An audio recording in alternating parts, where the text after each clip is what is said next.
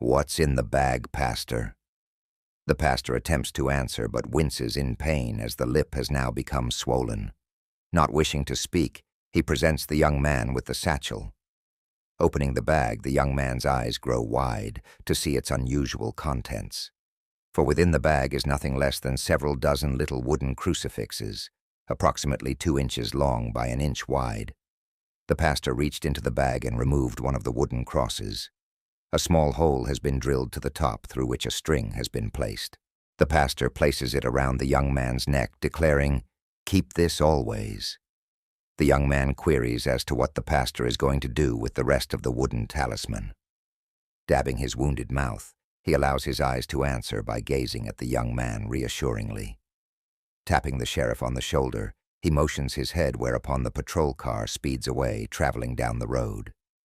They go from house to house, each time stopping long enough for the pastor to exit and enter the various homes and small shacks. There, the wooden symbols of Roman justice and man's salvation are placed in the hands of adults and around the necks of children. Kevin, his mother and sisters all receiving one, even Trina received one, much to young Perkins' consternation. Even faithful old shotgun's master, Mr. Grimes, was presented with a cross. Jubal, even that poor soul, received one. Bessie May and Miss Emma, as well as Silas, accepted the gracious offer, none refusing. Over and over the scene repeats itself, the ritual continuing on into the autumn night, until every single member of Niggertown finds themselves in possession of those small symbols of the Christian faith. All save for the mysterious Mr. Pickman. When presented with the crucifix, he crudely tosses it to the ground, stomping it into small pieces accompanied by mocking laughter.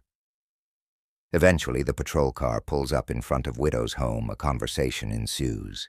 The sheriff speaks to his brother, Pastor Jackson. "What? What was all that about?" "You know, those crosses. It's damn near midnight."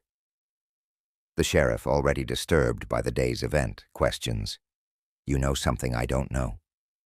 The pastor's swollen lip hinders his attempt to answer.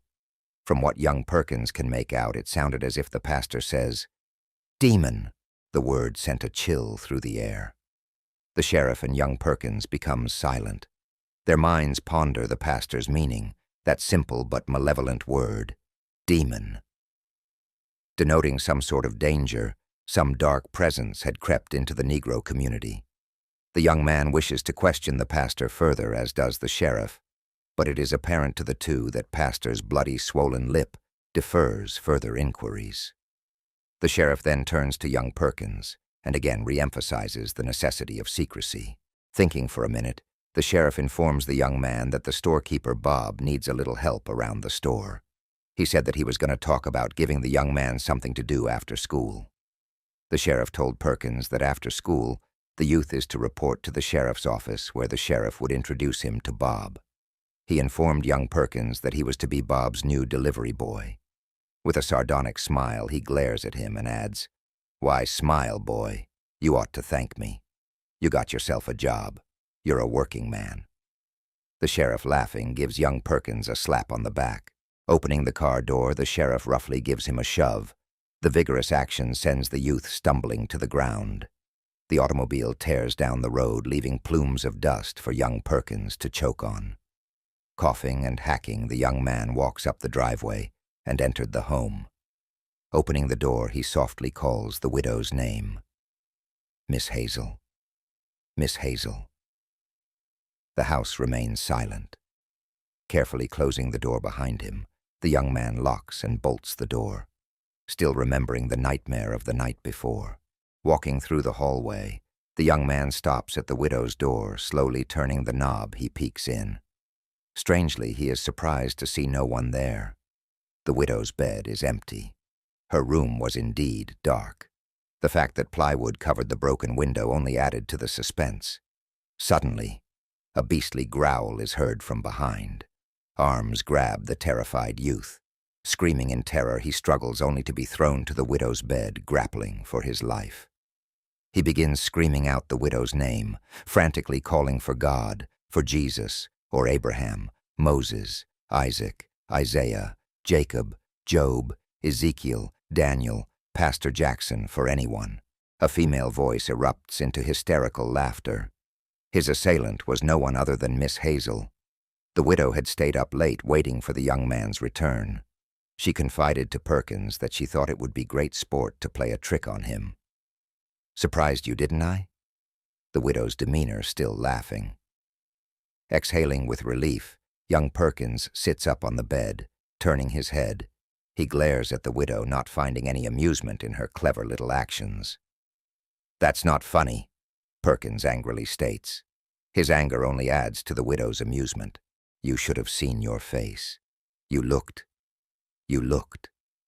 Her laughter prevents her from finishing her sentence. Young Perkins loves Miss Hazel. He can't remain angry with her. To him, the widow's face is all the more lovelier when she laughed, her laughter becoming contagious. He also begins chuckling, the chuckling turning to laughter. A spirit of mirth closes young Perkins' eyes, drawing the curtain on what had been a stressful day. Fitful dreams end with the crow of the rooster. Sleepy eyes are called to open. The pleasant odor of bacon wafting into the room announcing breakfast. Pleasant smells lures young Perkins from the bed. Still clad in his pajamas, he walks the short distance through the hallway and peers around the corner at the young widow who is busily preparing breakfast. 4 thick slices of bacon sizzle in an iron skillet. The contents of a bowl happily await scrambling. Slices of toasted bread, liberally buttered, lay atop a saucer that rests near the skillet. The young man's maturity reveals itself as he pleasantly admires the widow's lovely form. How graceful she looked in the performance of her domesticity. Not wishing to be discovered, the young man rushes into the bathroom to attend to the customary morning rituals. As he exits the bathroom, he finds breakfast waiting on the table. The widow already attending to her meal. Gazing up, she casts a pleasant smile at young Perkins, and with a playful wink exclaims, "Scared you last night, didn't I? Didn't I?" The young man refuses to answer. He sits and begins to enjoy the lovely breakfast before him. As he eats, the widow could tell by his expression that the young man is still in a bit of a huff. "Ah, come on, don't be like that. Are we still friends?" Young Perkins frowned. "Ain't you my little man anymore?" The widow mimics young Perkins' frown. "Who's gonna protect me if you're gone?" With those words, young Perkins remembers the wooden cross. Pastor had given him an extra cross to present the widow. Rising from the table, he rushes from the kitchen and into the bedroom where he retrieves the wooden cross. Rushing back, he presents it to the widow. "What is this?" she questions. "Pastor Jackson told me to give this to you. He wants you to always keep in on, especially in the night. I've got one too. Matter of fact, that's what kept me out all night. I was with the sheriff. He drove us from house to house. Everybody here in Colored Town got one. He wants us all to wear one. You know, because of what happened the other night." Withholding the fact that he indeed knows the true origin of the demonic fiend, he simply says, "Will you wear it for me, Ms.?" He catches himself halting his formality. Young Perkins presents a pleasant smile and request with a warm familiarity. "Please, Hazel, I'm not mad at you. Please wear this for your little man." Touched by the young man's display of emotion, she gladly accepts and dons the cross, tucking the wooden portion under her blouse. The ring of the school bell summons young Perkins from the house, where he leaves the widow standing in the doorway. As the widow's home grows small in the distance, he can hear the young widow calling out to him, informing him that she may be late coming home. She says she's going to pay a few calls on some of the church elders. With a wave of his hand, he acknowledges her words. As he journeys toward school, he is passed by the various students, all of which sport the pastor's protective talisman. Young Perkins is well pleased to see everyone, even the school bully who rushes past, roughly brushing against him, causing him to stumble. Even he wears the wooden symbol of salvation. A pair of hands catch hold as he stumbles, preventing him from falling. Young Perkins turns. Joy of all joys, young Perkins beamed with pleasure to see the funny, grinning face of his old pal, Kevin. "Kevin!" Perkins loudly yells. Yippies and yahoos and other such verbal expressions of exuberance all the while clasping his companion in a tight, air-restricting bear hug. Kevin's little sisters giggle at the young man's demonstrative display of affection. Trina, among the group of girls, crassly yells, "Sissies!" Her sobering remark causes young Perkins to release Kevin. "Looky, looky!" Kevin's finger flicks the wooden crucifix around his neck. "See, fool," says Kevin, all the while smiling his unique smile. "I got one too. Pastor Jackson came by my house last night and gave everybody one. My mama got one. Trina and all of us got one of these here little crosses. You know what he did then? The pastor prayed. He prayed for me. He prayed for Mama. He prayed for all of us. And you know." "What?" replies Perkins. "After the pastor prayed, something deep down inside me told me that things were going to be all right. You know, I was feeling kind of poorly that night after whatever it was chased us from the cemetery." Kevin adds, "You see how everybody's got one of these here crosses. I think Pastor Jackson knows about Mr. Pickman. He knows something's wrong. Should we tell him about... "No," young Perkins interrupts. "Don't say anything. Besides, if we did tell him, he wouldn't believe us. Who would believe? As long as we've got these crosses, I figure that we're safe, at least for now." With the last reverberations of the school bell, Kevin and young Perkins are the last to enter. Walking down the aisle, they gaze whimsically at each other at the appearance of every child. Every one of their classmates displays the pastor's wooden gift around their necks. As Perkins takes his seat, he casts his companion a knowing wink, a wink that is returned in kind. Glancing at Mr. Pickman, who stands motionless with mouth agape, he silently stares at the class through tuberous eyes. Young Perkins relishes the fact that this dark necromancer is now powerless. None but he and Kevin are aware of the fine Mr. Pickman's satanic abilities. Young Perkins thinks to himself, well, you monster, you. Why don't you draw the curtains, close the shutters, draw the blinds? You can't, can you? Smiling to himself. Well now, Mr. Pickman, looks to me like your covenant with hell has been broken. I hope your master won't be too angry. Thank God. Thank you, God, for Pastor Jackson. Young Perkins clears his throat. Wearing an angelic expression, he inquires as to the day's lesson. Dear teacher, what's wrong? I do so want to learn something today. Hopefully you'll teach us poor, ignorant, colored kids. Kevin, parroting, adds, Yes, sir, teacher. I means Mr. Pickman, sir. Rolling his eyes, Kevin comically plays the coon. I show, nuff wish I's gets me some of that there, edumufcation. I's needs me some of that dar good learnin', like what them white folk gets. Kevin's dead-on performance of Step and Fetch It sends the entire class spiraling into uproarious laughter. Not wishing to be outdone, the class clown breaks out into an old Southern minstrel version of Mammy's Little Baby. Clapping his hands to the rhythm, he continues singing. Mammy's little baby loves, shortenin', Mammy's little baby loves, shortenin' bread. The children accompany the class clown. Clapping to the beat, they all join in. Mammy's little baby loves shortenin', Mammy's little baby loves shortenin' bread. The open demonstration of such raucous disrespect hurls Mr. Pickman into a fury. With eyes ablaze, he commands silence. The moment of childish mirth is instantly slain. The class falls silent. His burning eyes slowly scan the room.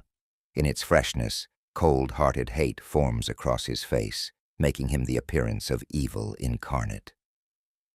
A cold chill runs through the children as he slowly surveys each and every face, each and every student, each and every crucifix. Mr. Pickman's eyes fix on Kevin. His cruel glare causes young Perkins' friendly companion to nervously look away. With a nervous little chuckle, Kevin apologizes.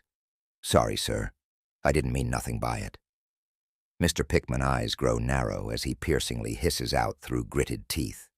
So, you want to be taught a lesson, do you? You want me to teach you a lesson? Is that right? Well, I'll tell you what, young man. Right after school, I'm going to teach you a lesson. I'm going to learn you real good. Oh, yes. Oh, yes. Oh, yes. The teacher's ugly expression grows even more horrid as he acknowledges the presence of their crosses. Who do you think you are? To bring those little pieces of your false superstition into my classroom. Who do you think I am? Do you think I'm a fool?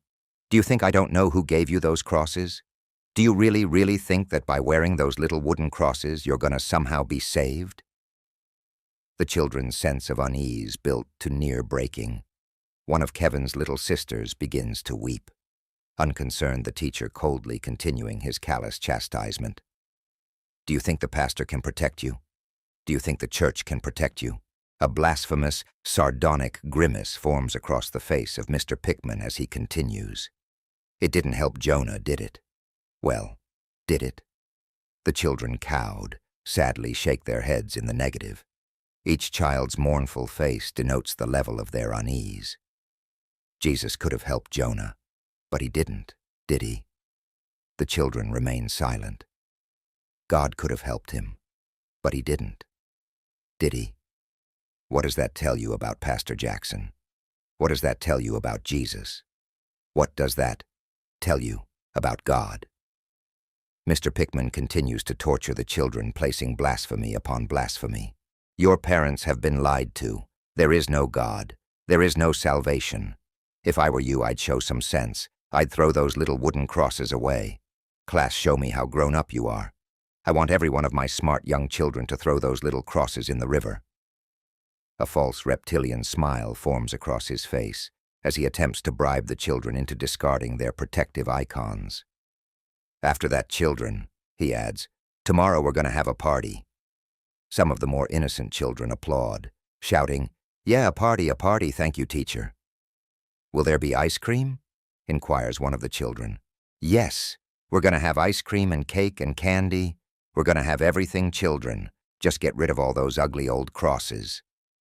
I like ice cream, one shouts. Another, I like cake.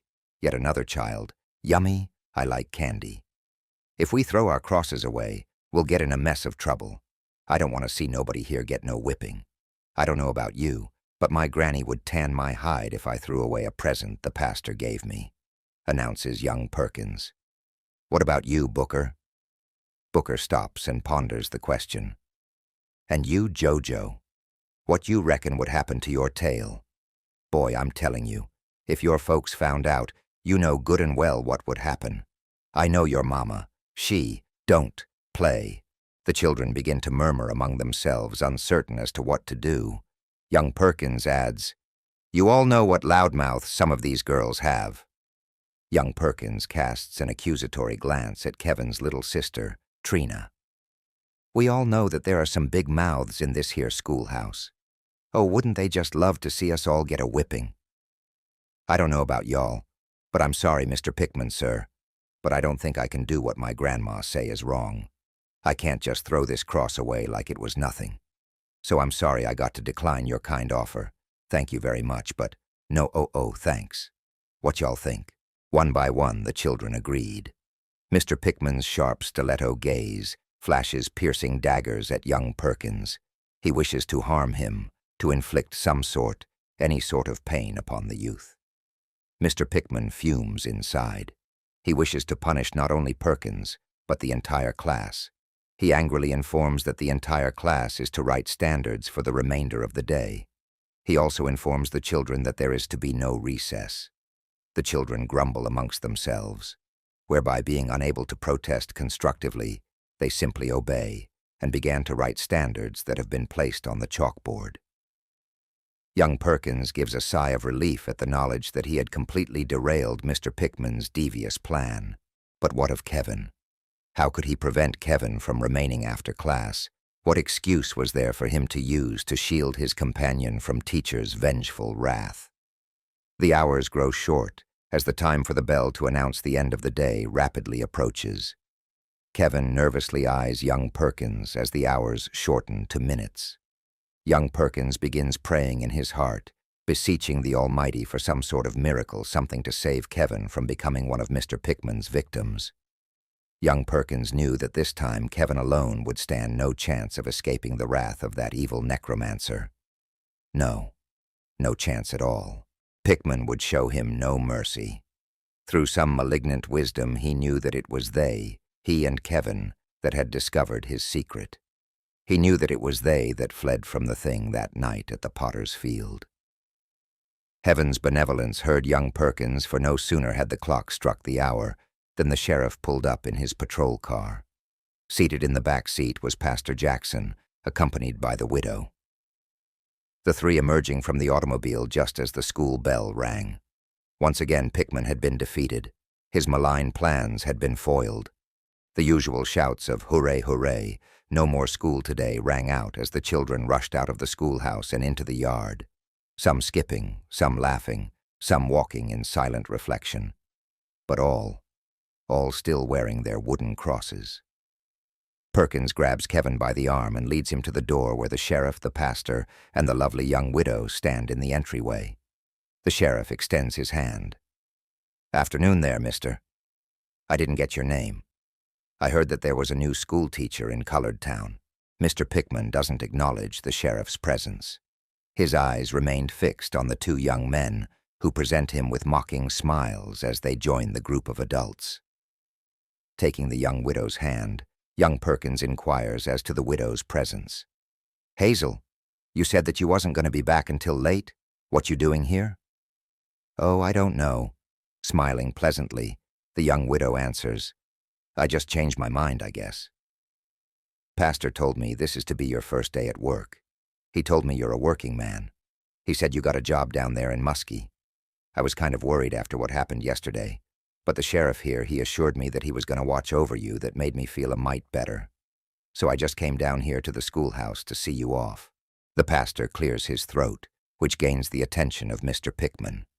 It is only then that he notices the sheriff's presence, his hand still extended.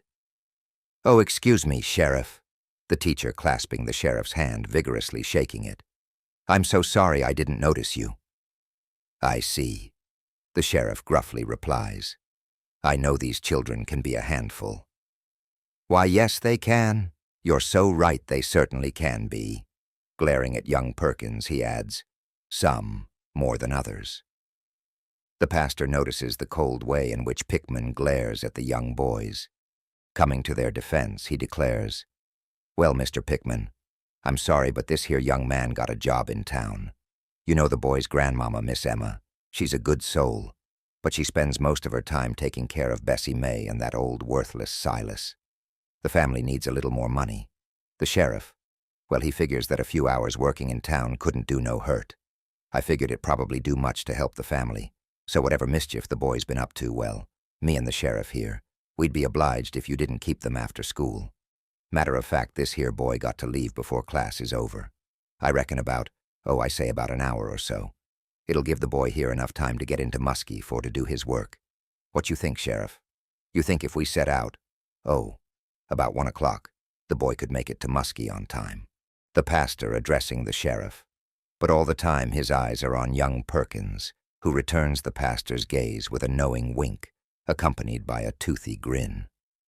The pastor's smiling face returns the wink with one of his own. The acknowledgement of solidarity eases the young man's troubled soul. The pastor possesses a certain wisdom, the type of inner knowledge that only one in his profession would have. He was that rare individual, a man who took his spiritual obligations seriously.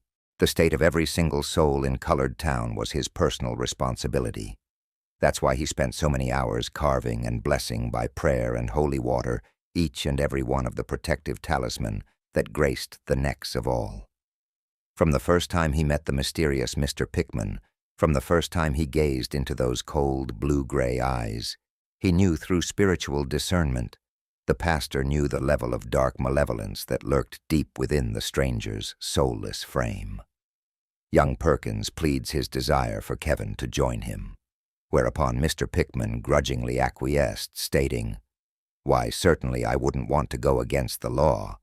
Pickman presents the group with a false smile. As the group files into the patrol car, it is plain to the young man by the toxic expression on Pickman's face the depth of his disappointment, the level of his bitter anger. Pickman bids them farewell, waving his hand and grinning through gritted teeth, making him appear the very image of an evil jack-o'-lantern. Kevin and young Perkins smile with relief to see the schoolhouse grow small in the distance. The group were sadly disappointed as the sheriff informs them that he deemed it the wiser if it were merely he and young Perkins who went into Muskie. The sheriff didn't wish for there to be a repeat of yesterday's altercation. He then drops them off at their various points of residence. First the widow, then the pastor. Last of all, the patrol car stops in front of Kevin's home. As Kevin exits the patrol car, young Perkins extracts a favor from the sheriff, asking him to get word to the pastor the necessity of both he and his companion's early release from class. Young Perkins informs the sheriff that the pastor is well aware of the danger in them remaining after school. He adds, "Pastor Jackson knows what Mr. Pickman is about. Kevin does not have to come into town. Kevin can simply return home early. But what is most imperative is that he not remain alone with Mr. Pickman. Under no circumstances is neither he nor Kevin to be kept after school." The sheriff agrees. With that, Kevin gives a long-held sigh of absolute relief and exits the car. The sheriff pulls away, leaving an extremely relieved young man standing on the curb grinning like a newborn. As the car speeds down the road, the sheriff begins to instruct young Perkins. He informed the young man of all the do's and don'ts. He warns him about making eye contact, to say sir and ma'am. He stresses the necessity of being completely compliant, not to back sass nor back talk. He is to ignore any and every insult. The sheriff informed young Perkins that it is customary in the town of Muskie that he will often be addressed as nigger, or boy, or perhaps nigger boy. That's just how they were raised, the sheriff says. They don't mean nothing by it. They just poor ignorant crackers, that's all. That's how things be in Muskie.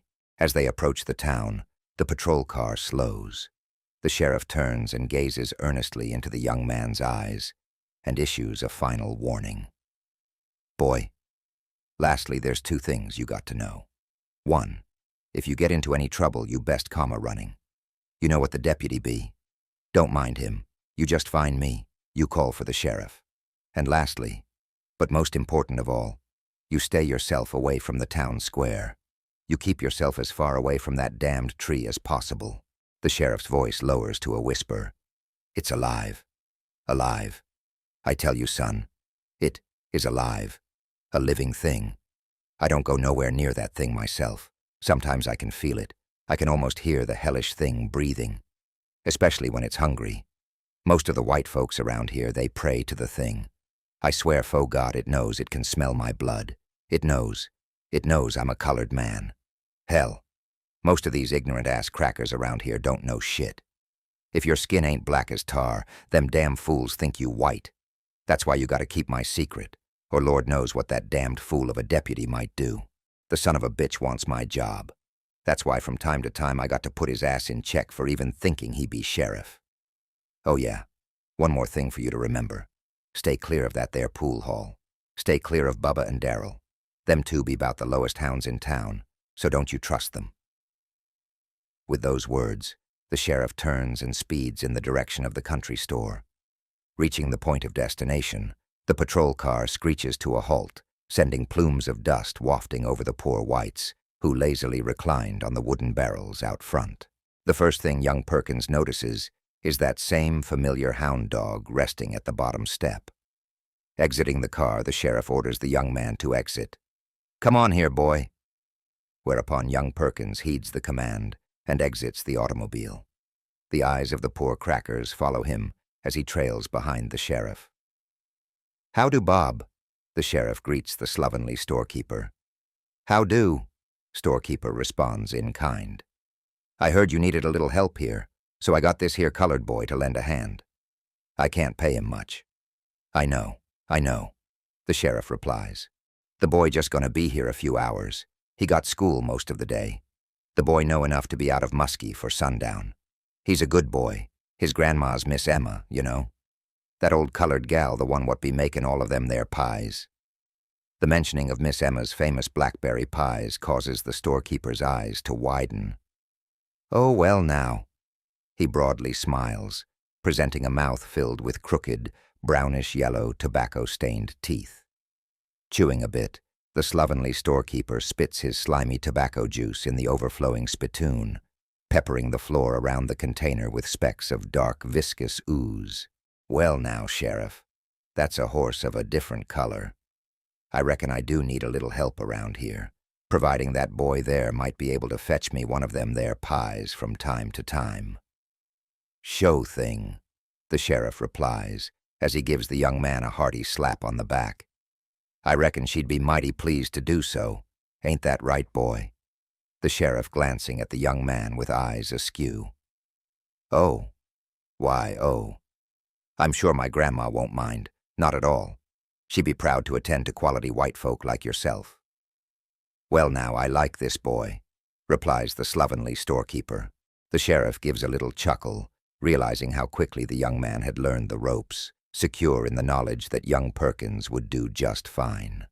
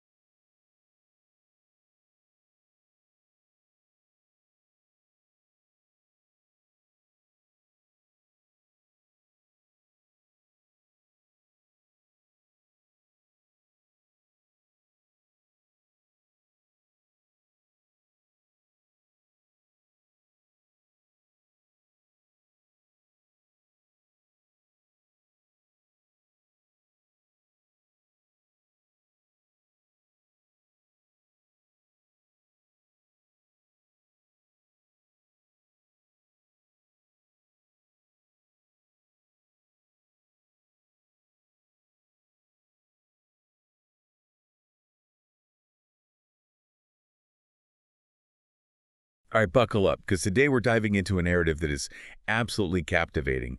The Talisman of Niggertown. Imagine this quiet community, a pastor in, like, inexplicable pain, and this truly mysterious act of protection sweeping through the night. What is going on here? We've got this incredible excerpt from a story that reveals layers, of human experience and perception, showing us how people navigate both seen and unseen dangers. Yeah, it's a journey, really, into how deeply ingrained fears shape a community and how protection manifests in, well, surprisingly varied forms. We'll explore how belief, community, even cunning become powerful talismans against both the supernatural and the stark societal threats this community faces. So our story kicks off with Pastor Jackson. His lip is so swollen he can barely speak. It sounds painful. Yet he's carrying dozens of these small wooden crucifixes, maybe 2 inches long, each with a string. He places one around young Perkins' neck like a silent command. Keep this always. Then, under the cloak of an autumn night, the pastor and the sheriff, they embark on this house-to-house ritual. They visit every home, every shack, distributing these little wooden symbols. We see them given to Kevin, his mother and sisters, even Trina, much to Perkins's youthful dismay. Right. Mr. Grimes, Jubal, Bessie May, Mrs. Emma, Silas. And here's the kicker. Not a single person refused. Every single member of Niggertown received one. Oh. Almost every single member. And that immediate collective acceptance of these symbols, described as both Roman justice and men's salvation, it tells us something profound right away. It's a testament to the community's deep-seated anxieties, It signals this desperate hunger for any form of protection when there's this unseen threat casting a long shadow. Yeah, definitely. This isn't just about faith, maybe. It's about the tangible comfort rituals provide in moments of profound vulnerability. And that one exception, it's chilling. When they present the crucifix to Mr. Pickman, he crudely tosses it to the ground, stomping it into small pieces, accompanied by mocking laughter. Wow. Talk about a defiant act, pure contempt. Oh, absolutely. Pickman's violent rejection isn't just defiance.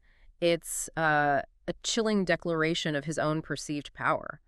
It signals an allegiance to a different, maybe darker force within the community.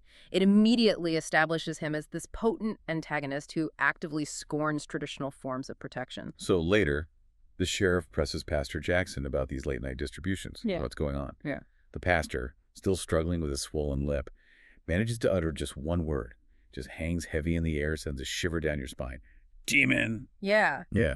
That single guttural word is incredibly impactful. It instantly redefines the nature of the threat, doesn't it? Yeah. Shifting it from this general, ambiguous unease to a specific, malevolent, supernatural presence. Exactly. And the shift necessitates the intense secrecy the sheriff then demands. It indicates a danger far beyond ordinary comprehension, one that, well, you can't openly discuss without risking panic or worse. The sheriff, clearly unnerved by this, turns to young Perkins, re-emphasizes the absolute necessity of secrecy, and then almost out of nowhere, he offers Perkins a job.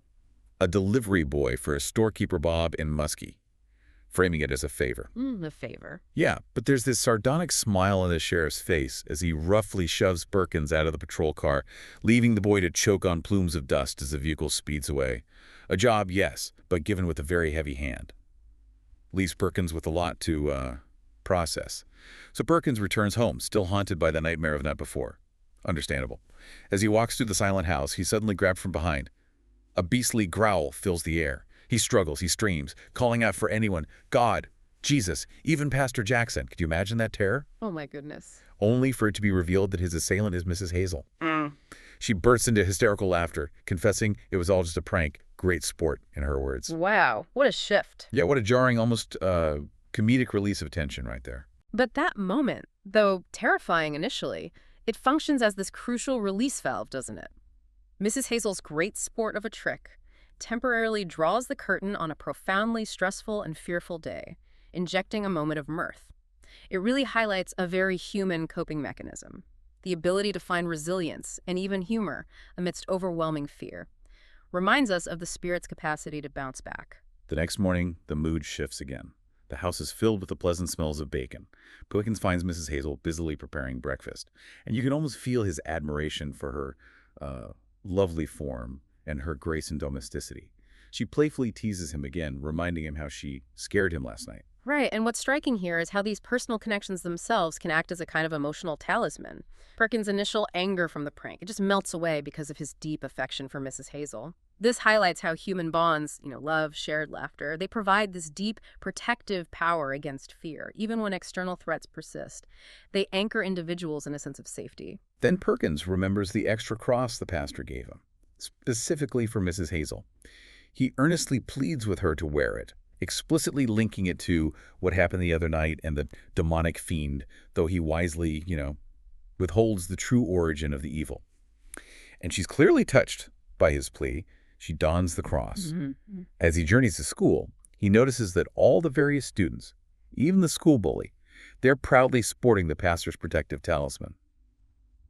Perkins is overjoyed to reunite with his old pal Kevin, who also proudly displays his cross. Kevin shares that Pastor Jackson prayed for everyone and that something deep inside him told him things are going to be all right. See, the collective wearing of these crosses, it isn't just about physical protection. It's a profound act of communal solidarity. It transforms individual fear into this powerful collective psychological shield. Kevin's intuitive feeling that things were going to be all right, that vividly illustrates the power of shared faith and ritual, how it provides comfort and a foundational sense of safety, even when facing a truly terrifying unknown. Kevin then suggests telling the pastor about Mr. Pickman, about him destroying the cross. But Perkins quickly interrupts with a firm, no. Besides, if we did tell him, he wouldn't believe us. Who would believe?